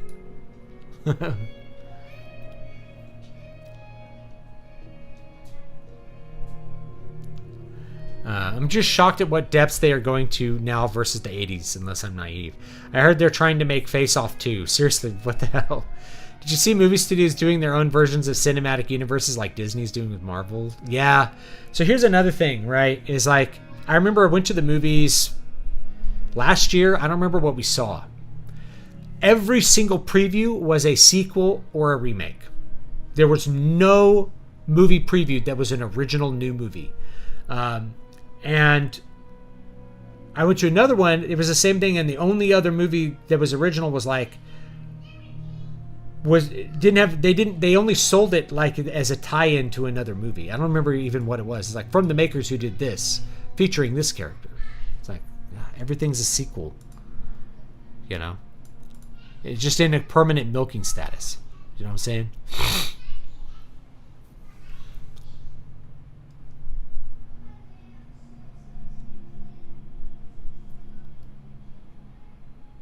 Here's the funny thing. You can go find this Twitter thread of people who had met Donald Trump in real life prior to him being president. No person had a single bad thing to say about Donald Trump. Not one. There was not a single person who had an interaction with him as an employee, just met him somewhere, that didn't have something good to say about Donald Trump. He was kind. He was generous. He was nice. He bought my dinner. He was a great boss to work for. I worked at his company. I only met him once, but he was great. He stopped and listened to what I had to say and made me feel like I mattered. Every single person who had a real-life interaction with Donald Trump liked him and said that he was a really good person. I have to find that it was a Reddit thread. And people were like, but he seems so mean on the TV. It's like, well, I mean, they're just telling you what it was like to meet him. It's like I ran into him on the elevator and he stopped and talked to me and he was really cool and that kind of stuff, Here's the cat. The cat's back. The cat came back the very next minute. Are you going to be able to sit up there, Aurora? Where are you? Hi. Hello. Yeah, sweet cat. It's purring now. It's like I'm very happy. That's one of her sitting places. Her and my other cat Eva fight over that one. I rewatched Top Gun before the sequel and it doesn't hold up. A lot of the dialogue is awful, but it's very 80s, which is kind of carries a nostalgia trip. That's how I feel about it. I just never felt like it was that great. That great a movie, personally. Most universes don't work as a cinematic universe. They only do a cinematic universe because of greed, right? It's because we got to find a way to milk it. So the more stuff we tie in, they're trying to do Marvel, right? It's like the more stuff we have to tie in, the more we can try to persuade people to watch more movies because it's related to something that they like. People will go see Captain Marvel because it's Marvel, even if it's bad. That's the goal. It's just a milking. How can we get into the milking phase even if we don't have lightning in a bottle to milk? The Karate Kid sequels were awful. They were all the same movie again. Yeah. That's actually my complaint about Terminator 2. It's just Terminator 1, but better. It's just the exact same plot from Terminator 1, but like with a better ending. It's not a good sequel. It's kind of a requel. It's a remake of the first movie, but slightly better. The cinematic universe trend seems like another symptom. They tried to make like a horror mummy horror verse with Tom Cruise. I don't think that worked. The stonks must go up, and the fastest method becomes a drug company. AI is another example. You gotta milk it. In order to work as a cinematic universe, the franchise has to have many aspects to use in different ways. Marvel, D&D, and A World of Darkness are the new franchises that function that way. Good Lord. Now, D&D could do it. The problem is that the people who own and run D&D are incompetent with what they have. And they're not willing to, like, let the people of yore who knew what they were doing just do it, you know? The fact that you don't have Dragonlance movies and stuff is kind of a big miss. Those would make really good, like, series. You can make a great fantasy series out of those first 3 Dragonlance books. I'm not a huge fan of them, but I think they'd be great for, like, a fantasy series. Much more action-packed, better characters. Be a lot of fun. I actually like Terminator Salvation as it did something different than the first Terminator again. I'm trying to remember which one that was. Was that the one with the Terminator who didn't know he was a Terminator? The human with the Terminator brain? I'm trying to remember. It had this actor in it who was in like every movie at the time, whose name I can't remember, and I can't remember anything about him, and he was terrible. And he was always bald in every movie. If that was Terminator Salvation, that one had, who else? Batman and American Psycho. Oh my God, what's his name? Anyway, had him in it. It was good. Christian Bale, that's it. Christian Bale, thank you.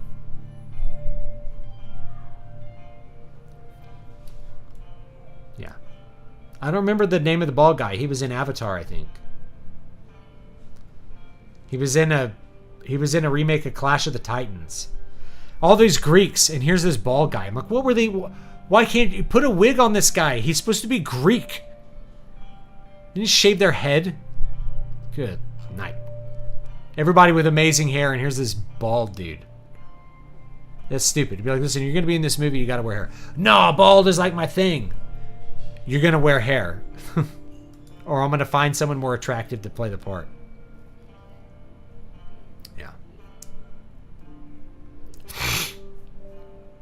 I don't keep up with pop culture much anymore, but I saw something about D&D orcs being made to have. Oh, I wanted to make a video about this. Yeah, they're Mexicans now. They're Mexicans. They're just Mexicans with gray tusks. They can't experience fiction. Everything must reflect reality. It's like, what are we going to make them? It's like, let's make them Mexicans because they're ugly like orcs. It's always like, oh, orcs are black-coated. Why? Well, you know, because they're evil and they steal and they rape and kill people. It's like, is that what you think of black people? When you say black-coated, like you think black people are all criminals and evil? You think they're evil bugbears who like eat human flesh? That's what they think, right? So holy shit. AKA the one actor who must have dirt on someone because he sucks. Sam Worthington. He finally got sequel in the sequel Wrath of the Titans. Oh my gosh. Yes, this guy. He can't act, dude. He's like a board, man. He's just the worst actor. Just no expression. He's like he's like a, I don't know. He just has, there's no memorable qualities to him. He's like a blank slate. He's an NPC. He's a homunculus or something. Like I'm looking at his face, man, and there's just, I just forget his face. His face has nothing to it. It's so weird. Like this guy, man.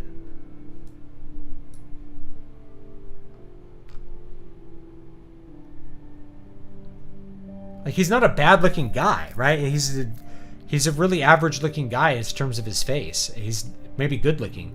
But the thing is like there's just nothing about him. Like nothing. Oh, they did give him hair. His dad bod, he had a dad. See, he's a normal dude. I love him now. If he had a dad bod, no, I love him. It's like he's a normal guy. He likes to eat a donut sometimes. He's just what he strikes me is like, he looks like the guy, he looks like an auto mechanic that ended up in the movies. You know? He's probably a really awesome guy. And I'm just like, I'm saying he's boring and a bad actor and I'm a bad person for it. But whatever. Like, I feel like he doesn't bring anything to a movie at all. He's not memorable as an actor. You know what I mean? That's just how I feel about him.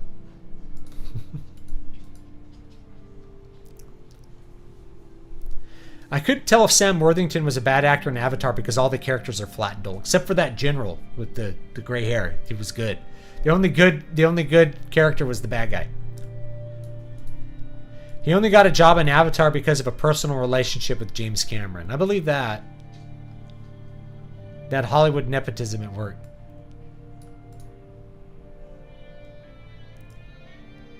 We already have Mesoamerican-esque humans in D&D. Everything in D&D has to reflect reality, guys. You can't have any fantasy. No fantasy allowed. No bugbears. No kobolds. They're black-coated. Hey, why would you have a bunch of little stealing kobolds? They're obviously black because they steal. You know? And you can't have goblins. They're obviously Jewish because they're greedy.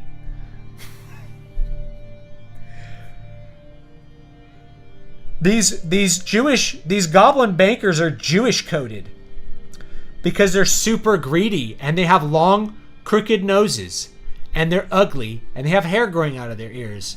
They're Jews.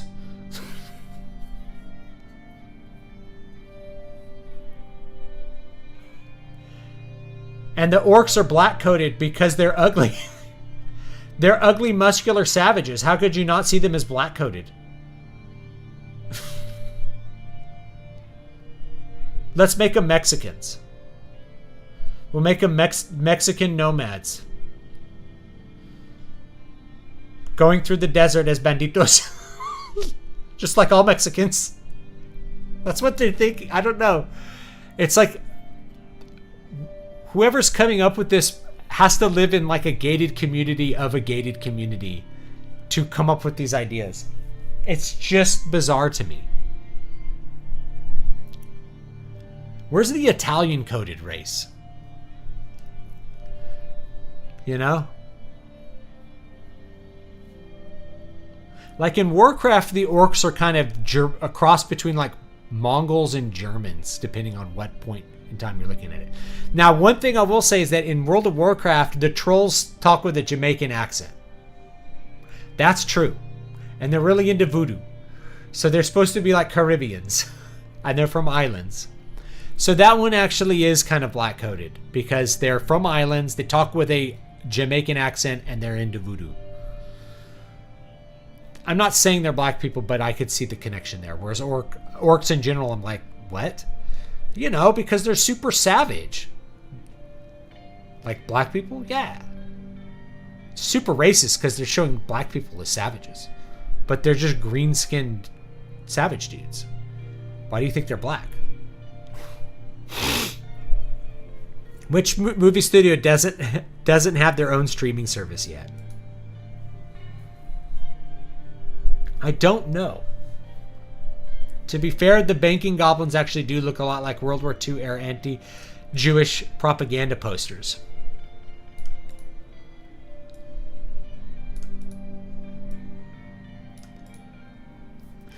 That's funny. The thing is, goblins are part of Jewish folklore mythology. That's what's really funny, man. It's like Herschel and the Hanukkah goblins. Like golems are part of Jewish mythology too. So why are we why are they supposed to be Jews? Oh, it's like, you know, because Jews control the banks. And Jews have long noses. Okay. You know, it'd be like this race is Japanese coded because it has big teeth and the propaganda the Japanese propaganda posters. Why did they make the Japanese people have big teeth on the propaganda posters? I don't know. They had like these eyes and like big buck teeth. What was that about? They even did it in Bugs Bunny cartoons too. Wild. Bugs Bunny cartoons like, oh, we're gonna do me so sorry. We're gonna be Chinese for a minute. You know, put big teeth and a long Fu Manchu mustache. Khajiit has wares if you have coin. What do you think, Khajiit? May you always walk on warm sands.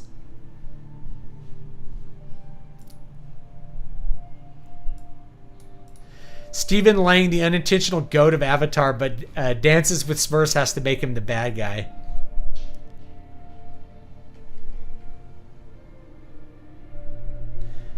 The reason for his dad bod was that he thought Perseus would have gotten out of shape due to the events of the story. A likely excuse. The director told him to get in shape, but he refused. Perseus was a demigod. He would have had a godlike body no matter what. Right? That's what I think. More importantly is like, that's great, dude. Get in shape. Get on that trend.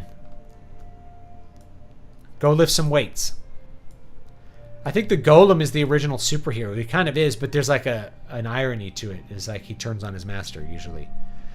Some people see Gungans as Jamaican coded or Rastafarian coded. You send big doo-doo. Well, you know, they kind of talk in pidgin. They do talk a little bit. So like the racist stereotypes of episode 1 were the evil Japanese alien businessmen going, but that is illegal. They kind of sound like they have Asian accents. But how will that be? I will make it legal. He is coming here. Oh no. And then Watu, is it Watu or Batu? The little flying guy. He's like he has like a Romanian accent. So people if that he's clearly Eastern European Jew. Oh, little Annie, what are you doing here? Maybe we'd roll a chance cube for it. Maybe I'll take your credits. Maybe, maybe... Blue Eyes, I get you. I understand you, Blue Eyes. The voice actor used the Jamaican accent for Jar Jar Binks. It didn't sound... Maybe it's just too in character, right? Mr. Jar Jar Binks.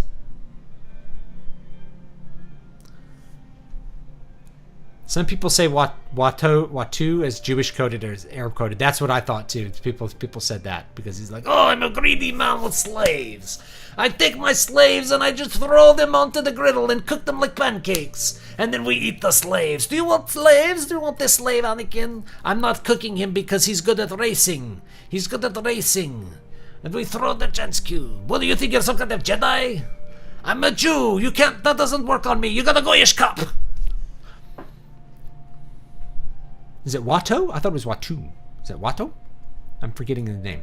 Who am I thinking of that was like Atu? Maybe R2. Watto. Oh, is that little Annie? Is that you? Oh, I've fallen on hard times now that I lost my best slave. I've been kicked out of 109 countries. It's a really hard life. I've been kicked out of 109 countries for no reason.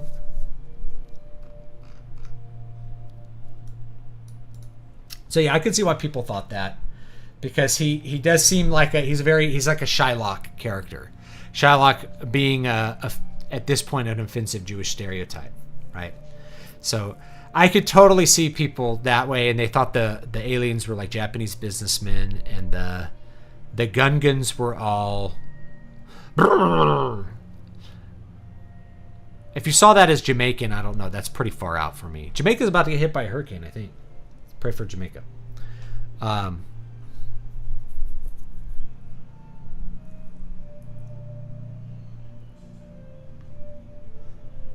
trying to think if there were some other ones that they did like that. The sand people are Arab coded because they're sand people. They live in the sands like the Arabs. I think they're Khajiit coded. The Khajiit. All right, I'm about out of time for today. Next week, I'll have Brian Niemeyer on.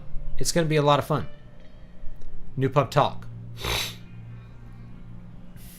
I see Disney making so many Star Wars movies and TV shows. It's because they bought a franchise and now they must recover their investment by milking that franchise until no one will watch it ever again.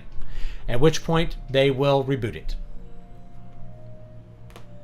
So, that's it. That's how it works. That's what you can expect.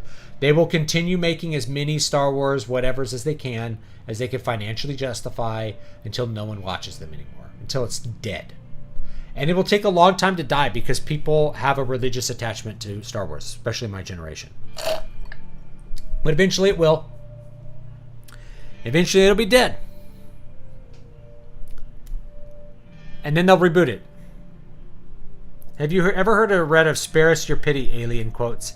That's a bit of a counter meme to Avatar. Oh yes, I've seen stuff like that. I've seen the memes. I think I've seen the memes. Human supremacy memes. All good stuff. All right, I'm gonna link Patreon. Let's link it. Let's link the Substack. I haven't done an article this week. Whoa, I gotta get on this.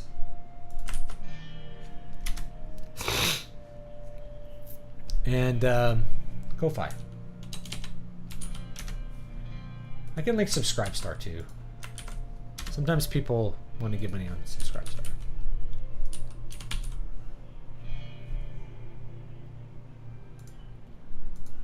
In case you want to do Subscribestar, I'll start cross-posting there too. Do you think a movie will reach $3 billion at the box office? Yes, of course. The question is, how much is $3 billion going to be worth when that happens? $3 billion might be able to buy you a family meal. Yeah, it'll happen. The question is, how much will $3 billion buy you? Your articles are pretty great. Good reads. Thank you. Let's see if there's anything else.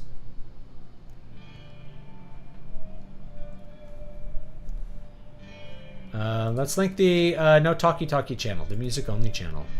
I've gotten 200 subscribers, which is great for a guy who just does fully improvised live ambient instrumental music that you've been hearing this whole time. So